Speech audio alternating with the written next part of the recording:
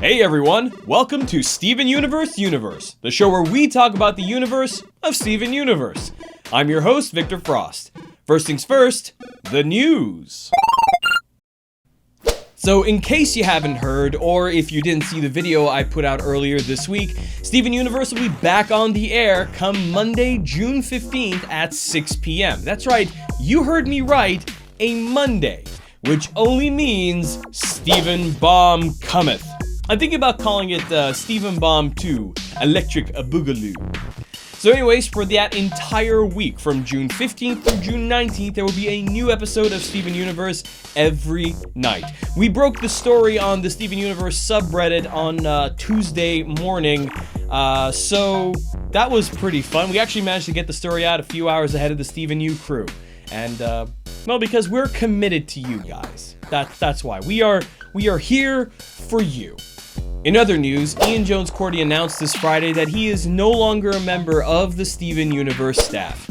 Ian wore many hats in the SU crew, including co-executive producer, supervising director, animator, and cartoonist. And he also wrote some of my favorite episodes, including Cheeseburger Backpack. Ian, from all of us here at Steven Universe, and I think I can safely assume most of the fandom, thank you for all of the work you've put into this amazing show, and we wish you the best of luck in all of your future endeavors.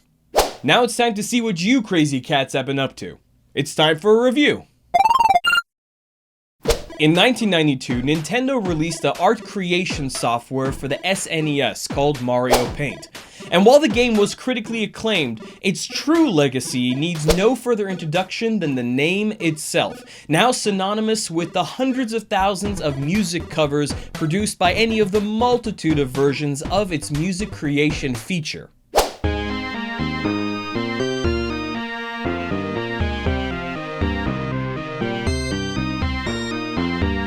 Rose's Room by Isabel May is just such a composition, reinterpreting the wonderfully peaceful tune by Ivy and Surusushu in the distinctive sound of Mario Paint.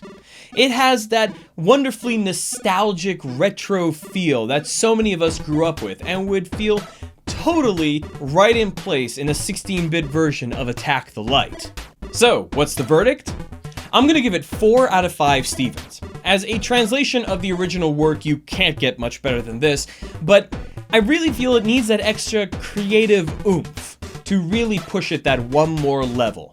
Still, it's short, sweet, and great. You should definitely give it a listen. Now it's time for us to look at an old episode and see what we learned. This time, Laser Light Canon. This analysis will be using information from the entire series to date, so fair warning, spoilers may be ahead. Old episode, old lore. Let's see what we learn. So this episode touches on a few important points of information within the series. First of all, it's the first time we even hear about Rose, and really we're not told all that much. We are told that she is Steven's mom, that she's married to Greg, that she has a laser light cannon, or had a laser light cannon, and that for some reason she had to give up her physical form for Steven to exist. The second, and arguably most important thing in the episode, is that Greg, Steven's dad, is finally introduced for the very first time, and begins to be established as a character. Unfortunately, this also kicks off a trend that basically repeats time and time again over the next 45 episodes. That is, the crystal gems consistently showing a lack of respect towards him. Greg is nice, Steven, but I doubt Rose would entrust someone like him with such a powerful weapon. Your dad is kind of a mess, Steven. This is a continual struggle for Greg as a character. But in a way, this episode subverts that idea entirely. Instead of being the irresponsible mess that the gems claim he is, Greg displays commitment and responsibility. Greg didn't lose the laser light cannon or drop it into the ocean. He, in fact, kept it safe, along with probably many more of Rose's things. He respects the expertise of others, such as when the gems ask him not to get involved with magic due to the danger, he does so. And he does everything in his power to help Steven get the laser light cannon to the beach. It seems then that Rose's passion for seeing the good in everything extended to Greg as well.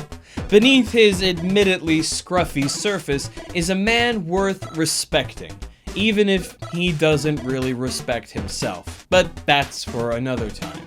We also learn about the Red Eye. This is not only the very first sign of the homeworld eyeballing Earth again. Get it? Eyeballing? But the dialogue surrounding it tells us more about it than you'd expect.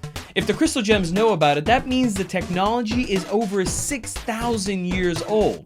This is because, as far as we know, the last time the crystal gems had contact with homeworld culture was during the last invasion. The fact that it's still in use says something about either the reliability or robustness of the design, such as how we're still using variations on the wheel, or that the homeworld is very good at reusing and maintaining existing ordnance and supplies. It could also suggest that the homeworld has a ton of tech scattered or floating through space, and that they simply reactivated it like how Peridot attempted to reactivate the kindergarten. This would better explain how such an old weapon like the laser light cannon was able to destroy the Red Eye and yet had little to no effect on the green floating spaceship hand. Finally, this episode also touches on Steven's struggle with his sense of worth as a crystal gem. It's pretty subtle, but when he says, Everyone's counting on you. You can't just be useless. I know you can help. It's almost as if he's talking to himself. Throughout the entire series, starting with just the previous episode, Steven has felt the weight of his mother's gem. He bears the mantle of the leader of the Crystal Gems and the power that comes with it, but not the control to sufficiently wield that power. He has little control over his gem abilities even today, and because of that, he doubts his worth as a member of the Crystal Gems. But what is it that fires the laser light cannon that unleashes such an incredible power? It's an affirmation of worth. It's those little tidbits like that, those little insights into the mentality of the character, those little subtle messages that are part of why I love this show so much. And it is a sign of excellent writing.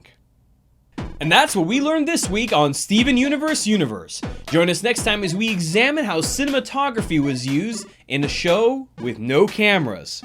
I'm Victor Frost, and I'll see you next week on Steven Universe Behind the Screen.